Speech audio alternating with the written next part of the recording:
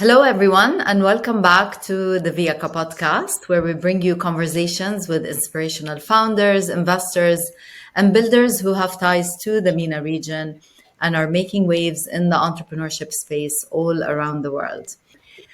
Today, we're really excited to host an impactful founder who has led a notable startup success story and helped put Tunis on the global tech map. Ramzi, over to you to introduce us to Karim. Yes, so Karim Jouini is a technology entrepreneur, best known as the co-founder and former CEO of Expensya, which is a leading expense management platform serving over 700,000 users across 100 countries. So he founded Expensya in 2014 in Tunisia and successfully scaled it to a global SaaS company before its acquisition by Swedish fintech Medius in 2023 for over $100 million. So today he's leading Thundercode, an AI-powered test automation startup based in Paris. So Karim, welcome to the Viaka Podcast. Thank you, Ramzi. I'm glad to be here. Yeah, Karim, it's wonderful to have you with us today and really looking forward to the conversation and learning so much from your experience and your insights. And we're certain that our members and the wider audience will really find this conversation insightful.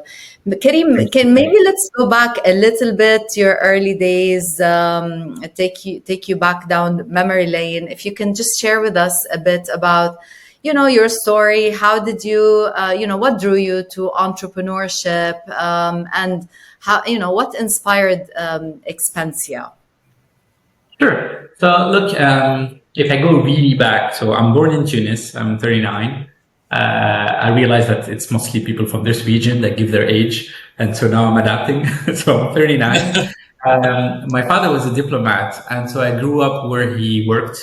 So I grew up a little bit in Tunisia, obviously, but also in India, Nigeria, and a little bit of Mauritania, which are the countries he worked in. And then my family moved to Poland, and I moved to study in France when they moved to Poland. In terms of studies and my love for technology, I had my first computer. I was, I think, less than 5 years old. So I actually learned to type before I learned to write. And the people that hate my writing, they probably say that I never learned how to write because my writing is still horrible. But that got me into using a computer. But, that's not a job. That is not a job by itself. But I got really used to having this computer around in the house and got me pretty curious about it. I was buying magazines, trying to learn as much as I can, learn to code pretty young. I think I was 12 or 13. But I always saw it as if it was a video game. It's a hobby. It's just spending time playing with it. I really got into entrepreneurship when I realized that actually you can use that game to build something. And so that happened by chance, actually. As I'm from a middle-class family, although my father is a diplomat, meaning we never really needed money. But going out in fancy clubs is expensive. And I always wanted to have my own money. You see so I was doing some summer jobs. I was working in a cyber cafe. If people still remember what a cyber cafe is. But at that time, I was basically just managing billing. People come in, I measure how much time they spend on the computer, and I bill them. And so it was a super boring job, not well paid. So this was a summer job, Karim? This was like an internship? Yes. Okay. Summer job. It was summer job when I was in high school. So I was doing that as a summer job and sometimes as a part-time job. And so I was just doing that to make a little bit of money for going out, basically. It's as simple as that. And it was so boring that I decided to automate my work. And that's how I got into entrepreneurship. I was just trying to automate what I was doing, did a little app to manage my cyber cafe. And the owner of the cyber cafe, when he saw it, he was ready to pay at that time around $100 a year license. And then he realized, wait, what? I was making $100 a month sitting in the cyber cafe, and now I can sell a license for $100 a year doing nothing, just making copies of my software. This is where, Karim, where were you at the time? It was in Tunis. It was in Tunis. Okay. Yes, I was 16. It was my 2 last years of high school, and then I realized that there is actually a business with coding. It's not just a hobby, and so I spent the rest of my high school. Definitely, born entrepreneur. And so I spent the rest of my high school selling it everywhere. So everyone that went to a cyber cafe in Tunisia probably used my app. And so I never felt as rich as then. You know, I was a Rockefeller. I sold it to almost every cyber cafe in Tunisia. And if I didn't sell it, they used piracy. You know, they copied it without paying me. And that's how I got into entrepreneurship. And that's how also I realized that in a tech company, the hardest thing is not tech. Tech is probably the easiest thing. The hardest thing is you need to make sure you have the right product market fit. You need to sell it. You need to do customer support. And, you know, I was a high school student, so I was in class or I wanted to go out. And then you realize you have issues and you have to do customer support, and people do, you go through piracy issues. So you need to learn how to protect your app. You also realize that in Tunisia, you can do a lot of things, but you can't create a company before you turn 18. And so how do you bill? You can have a copyright. You can sell royalties, but you can't have a company, which is pretty stupid. So anyway, that's how I got into software as a business versus software as just a way to have fun. Okay. And that experience of the Cyber Cafe app stayed in my mind as, one, I love entrepreneurship.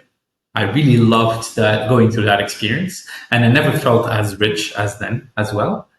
Second is I realized that I don't have the skills to take it to the next level. I realized that I am a craftsmanship, you know, like Microsoft, Google, etc. are an industry, and me, I'm like a little, doing some craftsmanship, and it also impacted my career because I realized I want to have an experience working in a software factory and seeing the other end of the spectrum. And so I studied engineering in France and Canada. I did INSA Toulouse, an engineering school in the south of France. And then I did the University of Western, where I studied artificial intelligence, Western Ontario in Canada. And I joined Microsoft. And one of the reasons I decided to join Microsoft out of college was really I want to see what a factory looks like. And learn from it, because it stayed in my memory that I didn't necessarily know how far I can get my little app and how ambitious I should be. And yeah, that's how my career started at Microsoft. Spent 7 years, a little bit in Redmond, then moved to Paris with an acquisition, meaning Microsoft acquired a company in Paris and I moved to that acquisition. And I spent 7 years at Microsoft before starting Expensya. And I got famous in the region for Expensya as a startup. Yeah. Karim, do you think it's critical for entrepreneurs to get industry experience and be part of a corporate setup so that they're, on, let's say, a better trajectory to set up a more successful venture? Not necessarily. I think I'm a very scientific guy, so I look at success rates, and actually success rates of entrepreneurs that started younger or entrepreneurs that had 5-10 years experience are actually quite similar. So I'm not, it's hard to say it's better one way or the other scientifically, but at the same time, I personally felt I needed that experience. And the way it shaped me was, one, it changed my level of ambition. It radically changes how you think when you see how other companies can think big. And Microsoft is one of these companies where you show up and you're like, okay, wow, these guys think big in how they treat the employees and how they see the industry and how they. And I think in general, if you want to build a successful company, you need to think big. And you have different ways to think big. My way is to get inspired by other stories. Yeah. No, that's very interesting that if you have the opportunity to see the big story and you think big, and this is critical. So I mean, take us back a bit to the early days of, Expensya, how you got started, and you definitely went through like very serious challenges throughout. So if you can tell us a bit about the Expensya journey and COVID hit, if you can tell us a bit also about some of those pivotal moments that shaped where, the whole trajectory also of Expensya as well. Sure. So look, the way the Expensya idea started was actually pretty, I would say, classic way of starting a venture, meaning that first we were suffering from that pain of managing our own expenses. My co-founder and I, so me, I was an engineering manager at Microsoft, traveling a lot because I was based in Paris, but going to Redmond back and forth. And the way it was managed by Microsoft seems to me like absurd. Like there is no way we lose that much productivity. And my co-founder, who was at the other end of the spectrum, so he was a one-man company, freelancer. He did a little bit of Microsoft, and then he was working as a freelancer for a bank. But then he had to do his own accounting and his own expense management. And so we were like, okay, we're both feeling this problem. Let's study it. And because there is no way that, Microsoft is not stupid. We are not stupid. There must be a reason why people do it that badly. And so we studied it. We looked at how companies operate. We looked at existing solutions. And we had an aha moment, which is existing solutions suck for a good reason that will soon be lifted. So we saw a timing. You see what I mean? We saw that they started at a time where that's the best they could do. But that times have changed. So if I dive into it, that's mobility, meaning when these guys started, our competitors, they could not assume that everyone has a great smartphone with them, right? They could not assume that. And so they did not build a mobile first solution. But expense reporting is a lot linked to traveling. And so if you have to go back to the office to do your expenses, that really sucks. So that first. Second is paper archiving. European countries force you to keep a paper trail of your expenses. And so even if you do a great experience, at the end, the employee has to send that paper back to his company. He has to mail it back physically. And so that breaks the experience. But we saw that European countries are preparing legislation that could allow to digitally archive with dedicated providers. And we were the first in France to be a legal archiver because one of the reasons we decided to launch our solution was that we saw that legal archiving will be a game changer in the experience. Because now, if you assume people have a smartphone, if you assume you can throw the paper with the right, prep work, and if you have the AI to process the invoice, then you can create this experience of, hey, you can just snap a photo and have it processed automatically. It's hard to understand from the US because at that time, Expensify existed already. Expensify started 6 years before us. It's a Portland-based company. But Expensify, ironically, suffered from the fact that they started too early.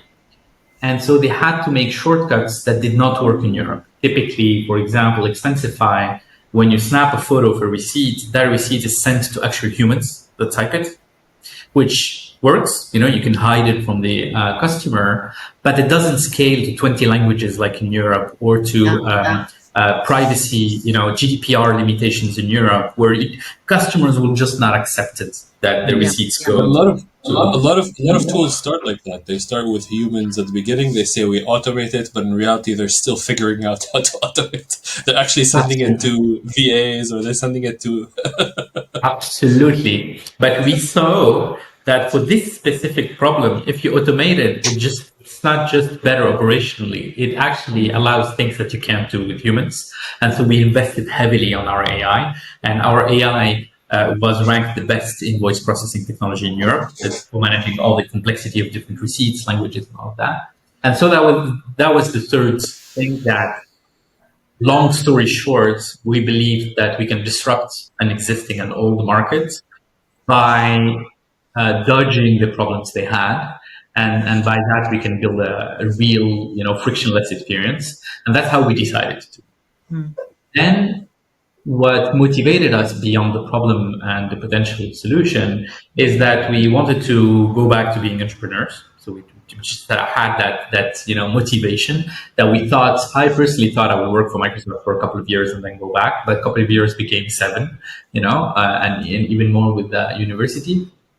Second is in Tunisia there was a revolution, 2011, and that started to really open opportunities in the country where people started to think differently, where you could start a business without thinking that corruption would, block you from scaling it. And we saw a first generation of entrepreneurs. So 2011, 2012. And these guys inspired us in trying. And so we were kind of the second generation of startups in 2014. Yeah, let's talk a bit about the Tunis setting. I mean, you talked about 2011 and then the young talent there. I mean, I know historically Tunisia is very plugged into the European economy and also with the industrial sector there. Manufacturing, etc. So I'm sure there was and still is a critical technical talent base also in Tunis that you were able to tap into. Can you tell us a little bit? So you operated both out of Paris and out of Tunis. How did that play to your advantage, and what was Tunis able to give you that was, an added, let's say, advantage or value add to what you were doing? Sure. So yeah, we operated actually exclusively from Tunisia in the first 3 years, so up to end of 2016. And then we started having employees in Europe. And I will tell you why in both cases, because Tunisia was a huge advantage, and also it was limiting us in some ways. And so we, as I told you, we did 3 years exclusively from Tunisia, and then we scaled. And when we sold, we had around 110 employees in Tunis and around 90 outside of Tunisia, spread in the different markets. So roughly a 60-40 or 50-50-ish team size. So the advantage of Tunisia is, as you said, it's quite well plugged into European economy. And so you have young talents that comes out of college, that speaks multiple languages, that is really skilled in the latest technologies that you want to use. And so it becomes quite well plugged into European economy. And so you have young talents that comes out of college, that speaks multiple languages, that is really skilled in the latest technologies that you want to use. And so it becomes really easy and quick to hire this top junior talent, especially if you market yourself as an employer. And Expensya was ranked, I think, almost for the 10 years as the best employer in the region, in different studies or different quizzes and things like that. And so that allows you to tap into the top 5% talent that you have here. And that I can't do in Europe because I'm competing with Google, with Microsoft, and so although you have much more talent in Europe, and I think we should not lie about it in general, but you don't tap into this top talent. And so you end up with low quality talent, super expensive, because the top ones you don't have access to. In Tunis, it's very different. You have access to that top 5% talent at a reasonable price point with added value, because they believe, and it's the reality, but they believe they're building something bigger than themselves. And so we always had a lot of engagement from the people we hire in Tunisia, because they're building a Tunisian story. It's just beyond just a business or a job. They're building this adventure. And so that really played really well in the beginning, because we could not raise enough money in the beginning, because we don't know a lot of Tunisian successful SaaS companies, because we're after a global problem. We're not after a local problem. And so investors always tell you, hey, you're competing with Intuit and Expensify and all the local solutions. So there's no way you're going to succeed. So that forces you to prove yourself in the beginning with whatever you can find as money. And so we used our own savings, we borrowed money, we raised from friends and family, we used public funding from Tunisia, from France. So we did, with pieces from here and there. We did what was needed to prove that actually we're serious about this, that we have something different. Are things substantially better now in Tunis in terms of the entrepreneurship landscape and the talent base? Is it substantially different from when you started, or there's still substantial need for additional talent and resources? Where are things at today? It's both. So it's substantially better, meaning talent that you find here is in average has higher experience, meaning you have some top talent that stays. Tunisia has a challenge of immigration where top talent goes to North America and Europe. So that has slightly improved. But at the same time, you have local successful startups, much more than before. And so now there is a local market where you can go hire people that are not out of college, that had a 3-year experience in this startup and 2-year in this other one. And so that is starting as well. And also you have more movements of diaspora coming back, okay? Because of companies like ours, we have built a system for diaspora. Like we've built systems where, you can still be paid in euros, even if you're in Tunisia, or you can still retain your residence wherever you are, and I'll pay you there, but I'll move you to Tunis because I need that talent. And so multiple companies, I would say probably in a few tens of companies, have built systems to work around the limitation of only the local talent pool and start to tap into diaspora. And that also really substantially improved the situation. At the other end, as it has improved the situation, you have more competition. Like now, just around me, entrepreneurs from other countries that have seen Expensya be successful and started opening offices in Tunis is really like, I have at least one every quarter from my personal relationships that opens an office here. And so, of course, now you compete more for talent. Yeah. No, absolutely. And I'm sure your story inspired so many, and gave them the confidence to start. So let's talk a bit. Let's go back now to Expensya and talk about your growth and scale up journey. So if you can just, tell us about your growth journey, the scale up journey. What are like the main highlights of this journey? If you can tell us a bit about the pivots, the main challenges that you faced. What are some of the lessons learned that you can share with our listeners? Sure. I think we had multiple episodes in our journey.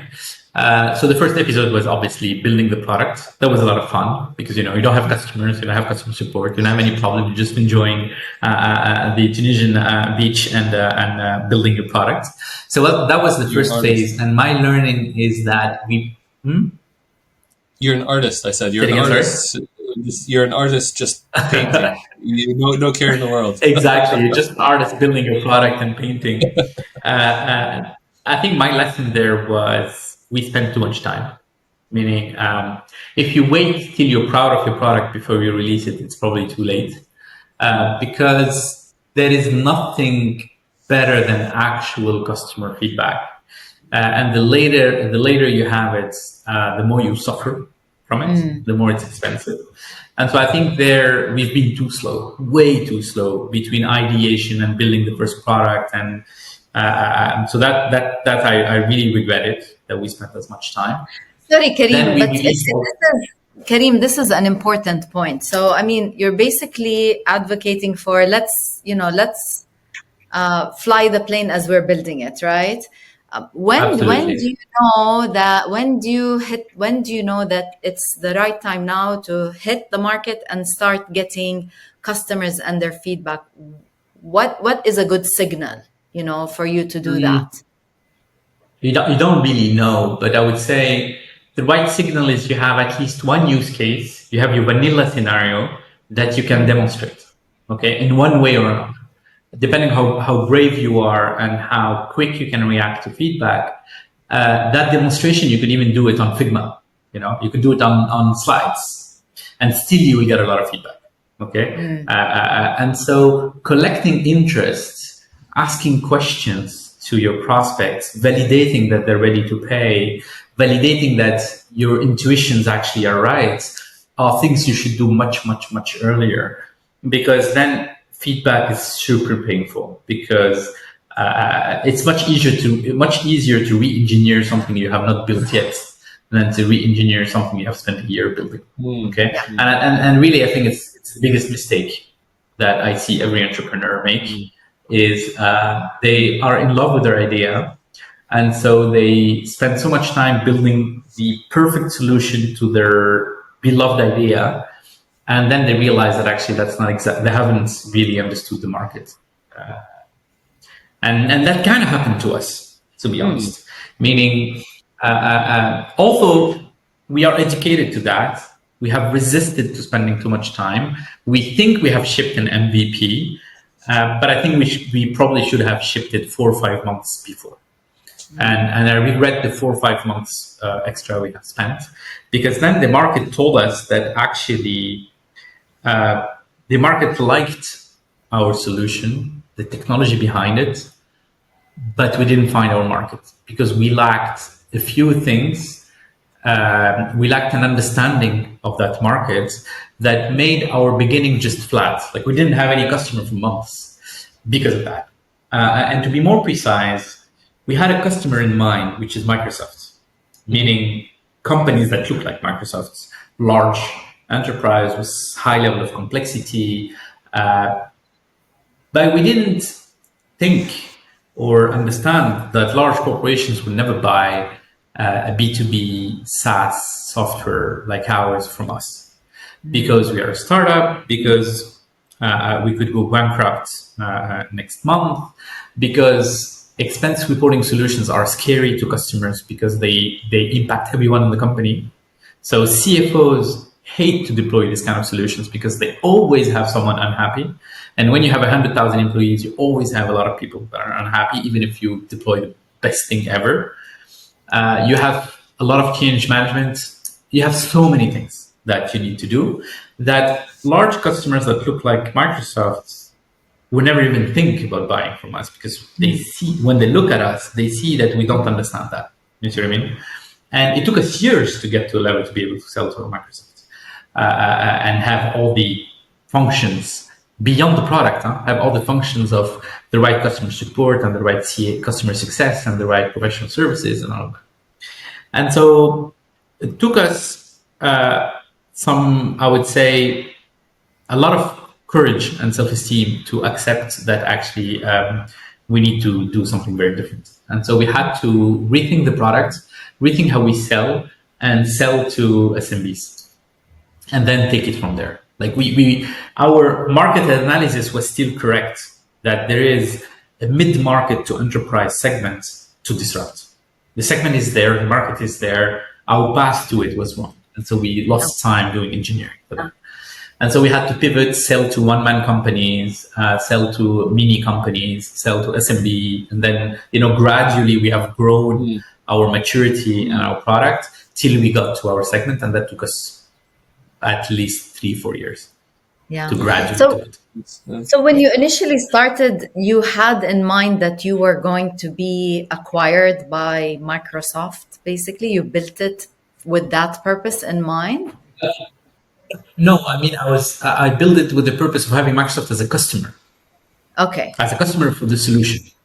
Okay. You know what I mean? And so I envision it as companies like Microsoft will buy our solution to use it for the employees. You see what I mean? Okay. And it took us time to realize that they don't do it because we are too risky as a supplier to buy from us. Yeah. And then you were very swift to change course and adapt the product and just focus on a different market segment, basically. Exactly. And we said, okay, you know what? Now we get it that customers think we don't have the maturity. So let's get the maturity and let's get the references. And then you have to start small, right? Because you don't have references. And so you sell to small businesses and they often don't care about your references.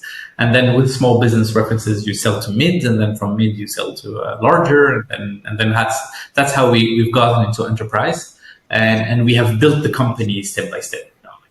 We added professional services when we needed. We added customer success when we needed. We added customer support when we needed. So we did it really baby steps. Yeah. Okay. So before we move to the acquisition part, just one last question. As you were scaling, so you started, yeah, like a two-person show, and then you grow into this very large company. Can you like just share with us some insights from operating as a like a small a startup, and then really scaling into a large company? What are like the key components of a successfully, let's say, operated larger company? What needs to be put in place to get there? I think there is one big lesson that contains multiple lessons that we learned through Expensia is that a company that goes from 200 people or beyond is actually different companies as you grow. It is different companies and it's different ways to operate and it is different people that you need. And that's really tough to accept, that you need different people. And so that means people that you have need to grow or you need to change the people and sometimes the founders. And I think that's the toughest learning because everything along the way needs to change gradually. Like the way you communicate in the company, if you're 5, 10, 20, 50, 100, it's different ways. The way you sell the vision is also evolves. The way you just have the right tools in the company and the right processes changes. There is really a threshold between under 50 and above 50. The level of how much you delegate changes. And at the end, people often don't grow as fast as the business. And so I think that's the thing that we wish we knew before, and that now we are much more open about it. Meaning in the new business, when we hire people, we tell them from the beginning, look, for example, you could be the global head of sales, but in reality, we are at a stage where we're selling one customer a week, maybe. And yes, you're the global head of sales, but global actually means probably 2 markets. But 5 years from now, maybe you're the head of Europe, but that means hundreds of customers a week. And it's still actually a much more complex job. And so it's still a promotion in volume, but it could be seen as I have a less exciting title because now I have a boss that is the head of global sales. And so that transition of, hey, you don't have to stay the global head of sales to grow your career because just the business have grown faster than any one of us. That is something that a lot of entrepreneurs miss, and I did miss it. And it's tough when you start to make the changes. It's tough because people feel betrayed. It's a family when you're 30, 40 people and you're scaling. And then you start to replace your top people by people you bring from outside that don't necessarily have your culture. Your existing people feel betrayed because they struggled with you, and then suddenly you're bringing someone, a corporate person. So yeah, I think that's the biggest lesson in how you operate. Okay, so as you're growing the company, obviously you start kind of as a founder, Karim, you start seeing a light at the end of the tunnel. There's something there. What were you thinking as you kind of, as the company grew? How did the idea of an acquisition happen? Was it a relationship that was built? Did it come out of, was it something you were considering from the beginning? How was it a relationship with Medius? Was it already established years in ahead of time? Often this happens. It's like, there's a conversation that has happened for years and it's like, and then it becomes serious. So how did things, what were you thinking at the time? Yeah, it's a good point. I love your analogy of light at the end of the tunnel, because in reality, it always feels like that in a startup, but you kind of never get to the light because it only gets harder. Exactly. That's what I'm saying. I think just a tunnel, but look, I think there's something. Yeah, but it only gets harder year after year. It's a train actually coming the right with the back, coming at you. Exactly. So what happened with Medius? So yes, there was a conversation a few years ago about a partnership. So there was some link that wasn't very hot or very warm. What really happened was just the market, our understanding of the market led us to think that it was the right time. And it's really a mega trend. It's not It's not so much linked to us, but kind of linked to us. But there is this mega trend of CFOs 20 years ago, 25 years ago would buy an ERP, and the ERP does everything. Okay, it sucks at everything, but it does everything. You know, it's not collaborative. Your employees don't have access. It's very back office thing. Every time you add a new entity or new country, it's a huge project to implement it. If you acquire a company, I mean, it really sucks, but it does everything, meaning it does all the functions you have in a company. And then as customers adopt the ERP, they start to build custom stuff on top of it because they realize that it sucks at a lot of things. But it does everything. The SaaS wave allowed actors like us, meaning highly specialized. We do a single function in the company, but we do it really well. You know, we understand it. It's global. It's collaborative. It's smart. We put our energy and blood into that single function, so we do it really well. And these highly specialized solutions have actually won the market. Meaning, if you sum all of these solutions and compare that market to the ERP market, it's actually much bigger. Okay, because of these highly specialized solutions winning the market for every function.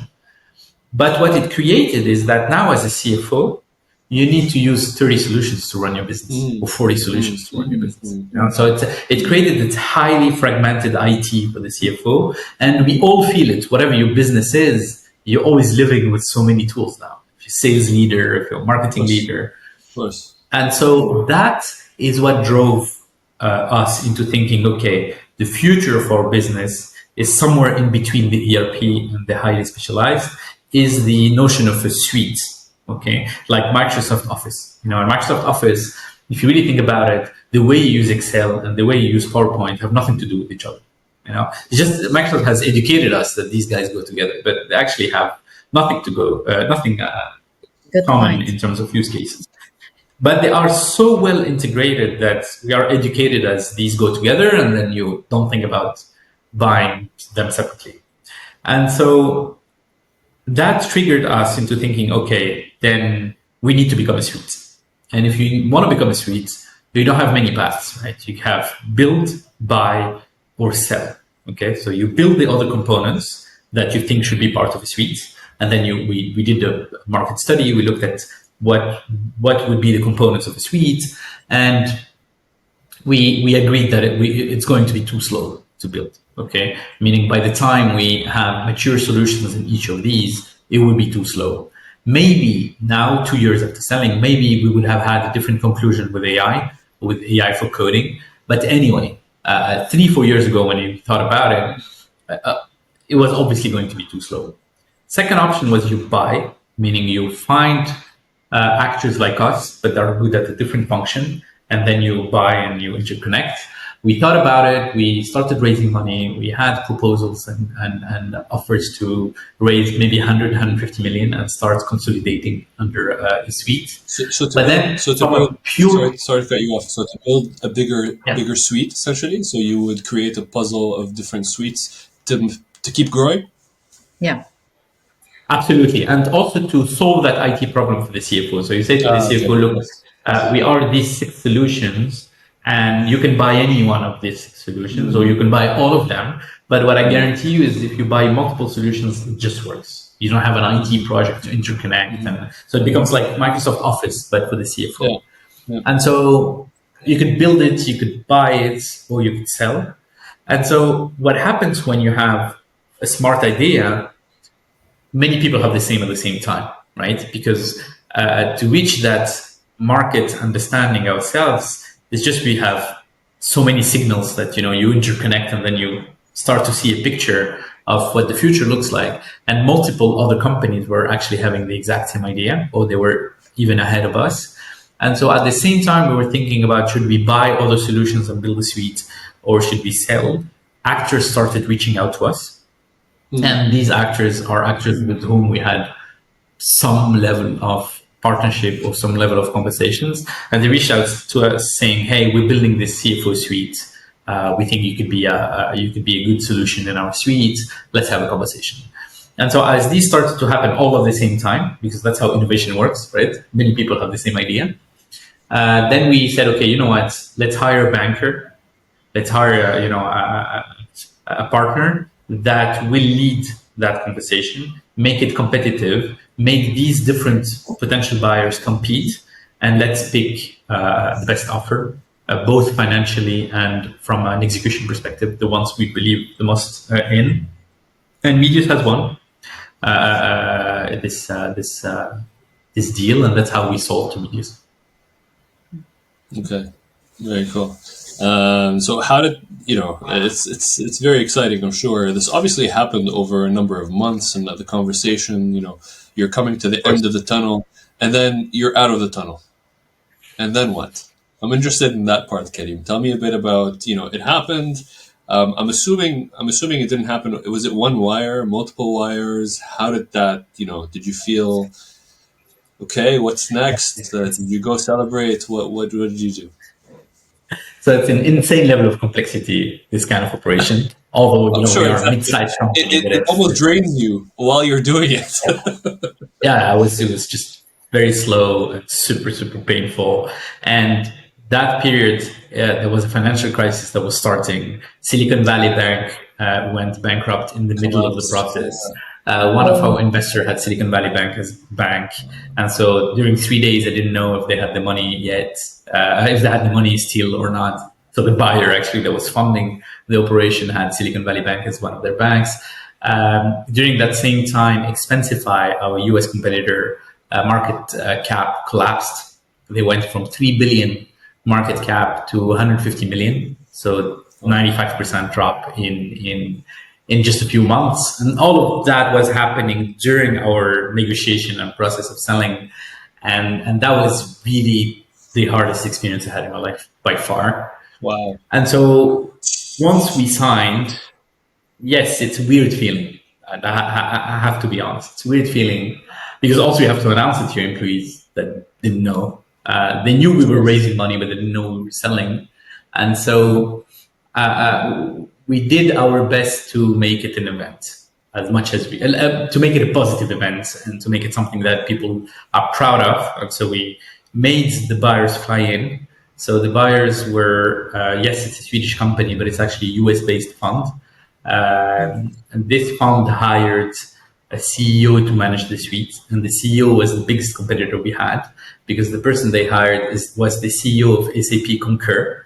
And Concur is really like, the number one. And this guy was instrumental in deciding that they want to buy Expensya because we were competing and he knows our product is good.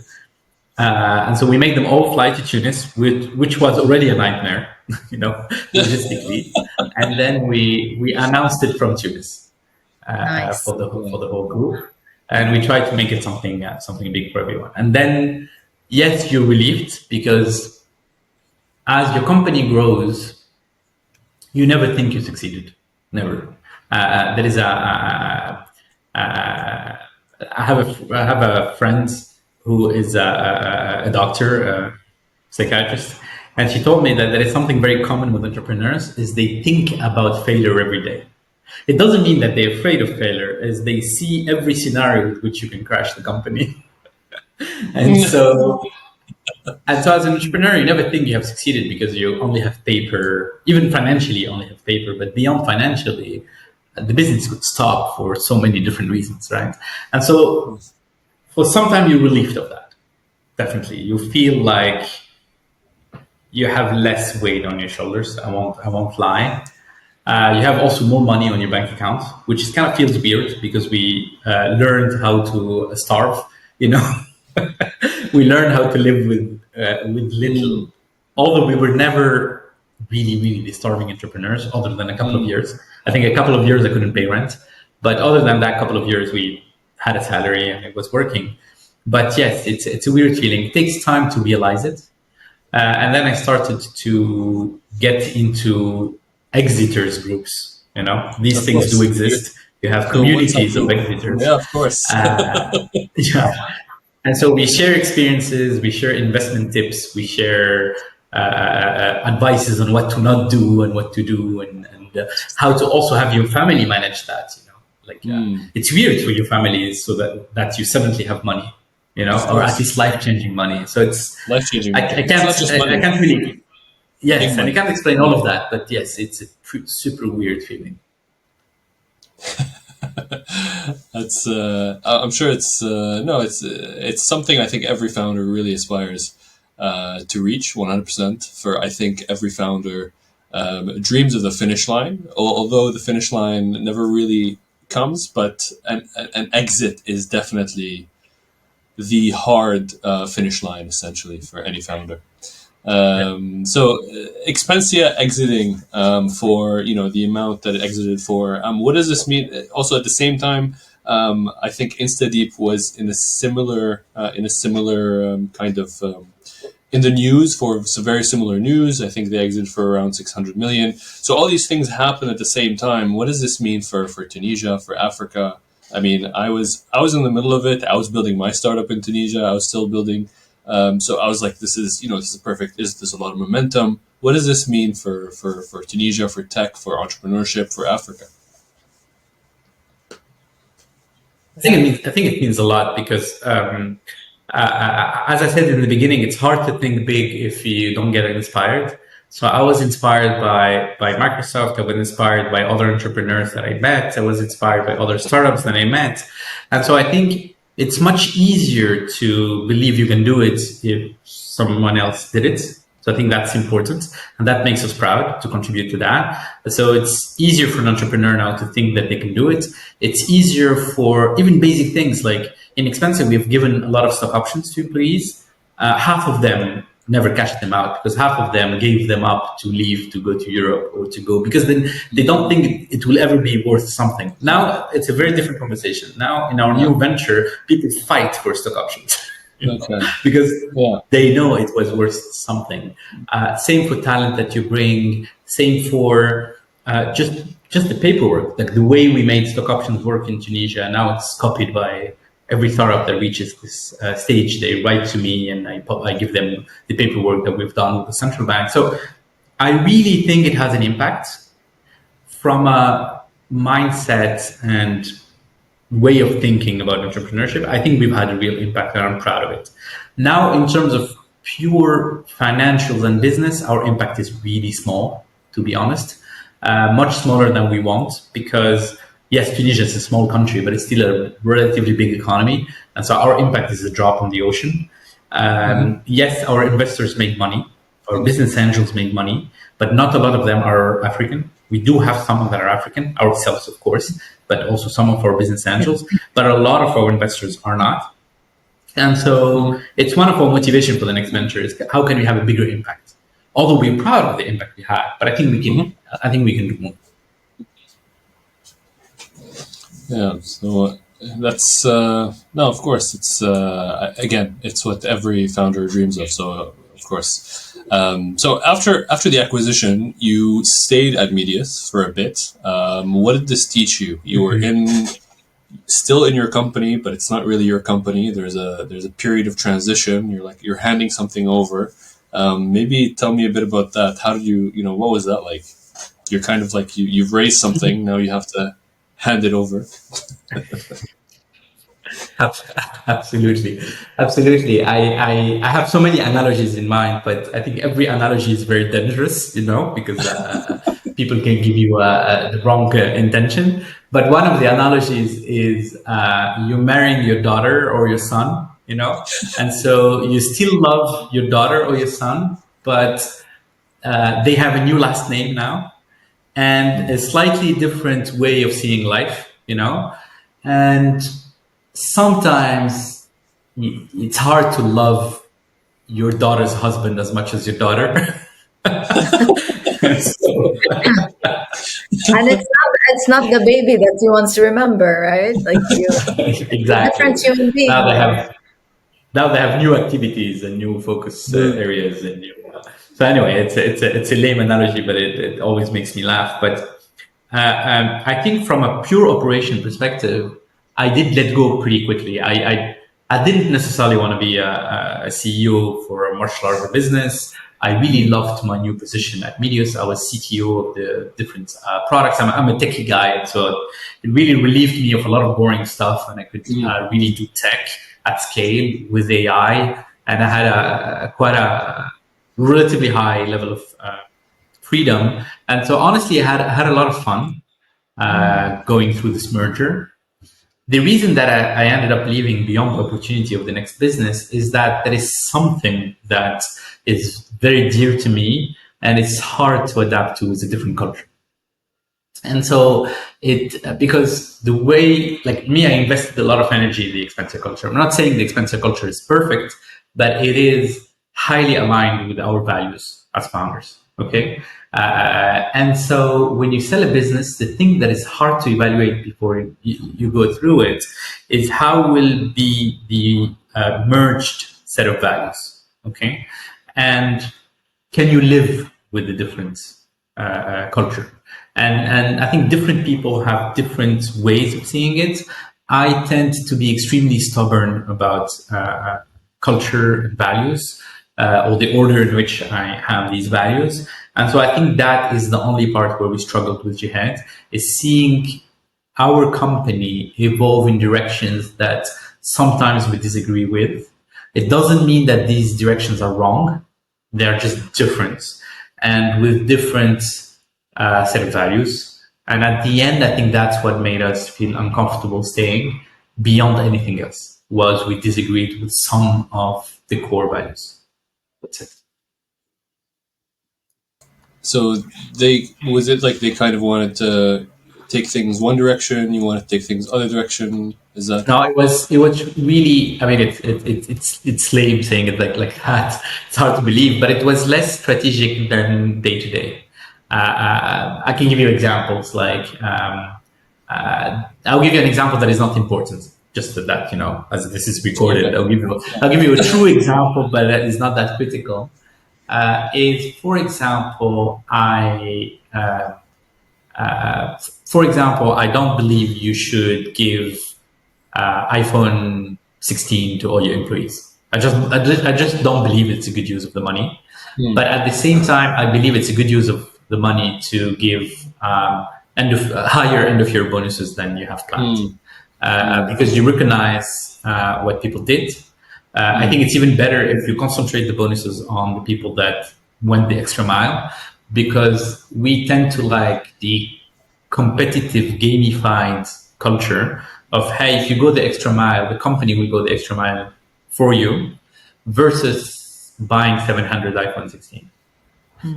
So these things, I discovered that I'm super stubborn with it and I can't live with that. At the same time, you know, these are the things that I struggled with as we scale. Okay. Do you still visit? I mean, I walk by sometimes the Expensya building. I look up. I'm like, do you still visit? Do you still go? Do they let you in? It's family, so I do go sometimes. They let me in. For now, they do let me in. I know how to call security. Maybe not after this call. Huh? Maybe. Maybe. Or maybe they will ask for my iPhone 16 before. Yeah, maybe. We heard what you said. And I never had an iPhone 16. I always get used to have it paid by the company. So yeah, it's still family. And last month we were actually we organized like a thank you trip to the first employees, regardless if they're still in Expensya or not. We all went to Mauritius, so an island in the Indian Ocean, and so we were like 63.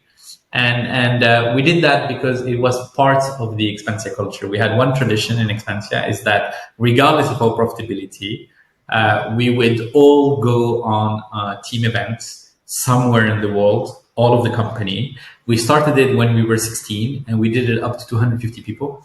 And we all go somewhere for a 4-day offsite, super intense.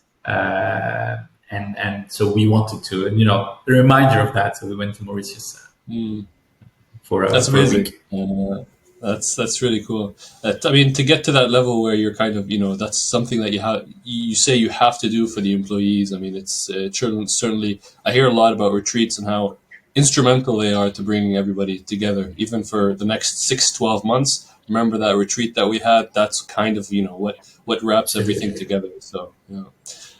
So absolutely. Because if you want a strong team, Yeah, if you want a strong team, they need to have strong memories together. Right, exactly. Outside work. Strong. What's after Expensia? I know now it's you're doing with Thunder AI. I know it's kind of an agent that does testing. Maybe tell us a bit about Thunder AI. Sure, sure. So look, Thunder is really born from what we learned and frustrations we had in Microsoft or in Expensia is that as you scale, innovation slows down. It's just, it's this fatality that everyone accepted is that your innovation slows down. And if you look at it, why does it slow down?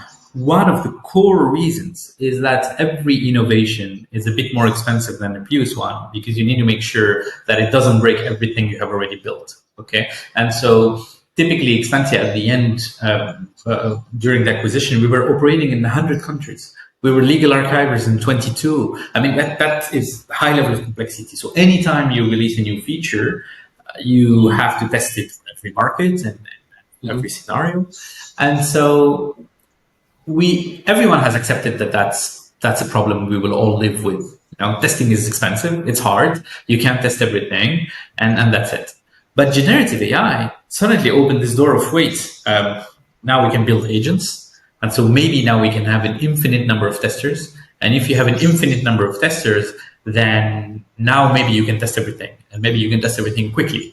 Maybe overnight, you can test everything and validate your assumptions and move on with your innovation. You know what I mean? So that's what's motivated us into creating this new business, is to go crack that problem that we have grown numb to it because every company has that problem. And so we did some market studies. We learned from Expensia, so we don't want to redo the same problem. So we started selling something we don't have at that time. We learned so much from doing that. And so now the product exists. It has customers and it has immense traction, at least much more than what we did Expensia. And what it does in a nutshell is if you have a product documentation or a new feature you're working on, the AI will build a test plan with you, for you. You can collaborate with the AI on the test plan, and then the AI can run your tests. Okay, so it will open a browser, it will go through your test scenarios, and it gives you super relevant feedback because these agents that we built have their own personality, they have their own expertise. You have a UX expert and a security expert and a CFO, and so you can use different agents for different tests, and suddenly you have a highly scalable and high quality test platform and ability to test. And so, and now we are, back to zero, growing it, scaling the team. We are now 15 with the same model. So we are half in Tunis, where I am right now, and half the team across Europe. We are full remote, and we are really this time after a unicorn. And we think that a unicorn on this type of solutions can have a serious impact on the region. Amazing. That was one of my questions about unicorns. Like, are you building something bigger? So I think you answered my question. So bigger exit is definitely something you're aiming for. Perfect. Yes, otherwise we would be at the beach. I think we restarted because we wanted. I think once an entrepreneur, always an entrepreneur, Karim, but definitely we wish you all the best with your new venture. Thank you. This was extremely insightful conversation. I mean, I took a lot of key lessons. Don't spend too much time building your product. You have to know when to continue rethinking your product and your market. And in order for you to build a very strong team, you have to build strong memories. I love that line. Experiences outside work. Yeah, and then as you scale, innovation does slow down and becomes very expensive to do that. I mean, many insightful, experiences shared with us. Karim, before we wrap up, today it's a completely different reality now with AI, with funding much more available, with let's say a more experienced talent pool, exited entrepreneurs. What is something you'd like to leave our listeners with? What's an advice that you would leave young entrepreneurs who are now just starting their journey that they can really benefit from? Sure, that's a tough one. That's a very tough one. I think maybe one advice I would give them is that AI will disrupt probably every business we know, just like internet did. Okay, so it's not going to disrupt problems we have, or not necessarily, meaning, you know, we still will have the same type of issues we want to solve as human beings, you know, food, health, transportation, different services we consume, etc. But just like internet radically changed a lot of these core businesses, I think AI will do it as well. So as entrepreneurs, you have to think both, what is the future of the market I'm operating in with AI? How does it look like? Take the time to do it, do workshops, brainstorm using AI, go talk to Perplexity, to Claude, to ChatGPT, really think about how would that business look like. And also use massively AI internally, because the only reason startups do scale is that they're more efficient than larger companies. And so you can't afford to not be always more efficient than larger companies.